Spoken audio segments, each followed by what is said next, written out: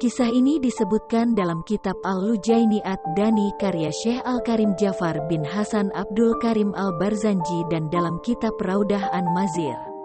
Syekh Rashid bin Muhammad Al-Junaidi meriwayatkan, pada malam Rasulullah SAW Miraj, malaikat Jibril menghadap Rasulullah SAW sambil membawa burak untuk diserahkan kepada beliau.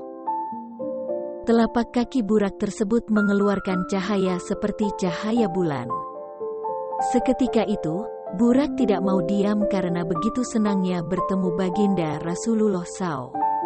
Kemudian, Nabi Muhammad SAW bersabda, "Wahai burak, kenapa engkau tidak mau diam? Apa karena engkau tidak mau aku tunggangi?" Burak kemudian menjawab, "Wahai Rasulullah, bukan aku tidak mau ditunggangi baginda, tetapi aku mempunyai permintaan kepada baginda wahai kekasih Allah SWT.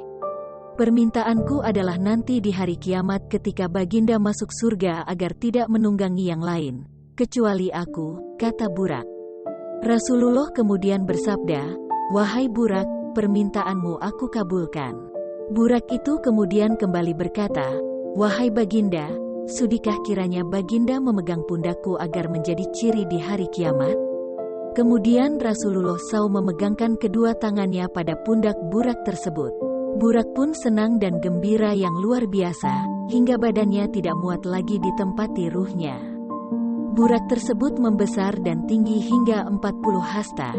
Rasulullah SAW berdiri sebentar sambil melihat betapa tingginya burak tersebut. Beliau berpikir bagaimana caranya naik ke punggung burak tersebut, sedangkan saat itu tidak ada tangga untuk naik. Pada saat itu juga, datang ruh Syekh Abdul Qadir Jailani seraya berkata, "Silahkan baginda naik ke pundak saya." Rasulullah SAW naik ke pundak Syekh Abdul Qadir Jailani lalu Syekh Abdul Qadir Jailani berdiri, sehingga Rasulullah SAW bisa naik ke punggung burak.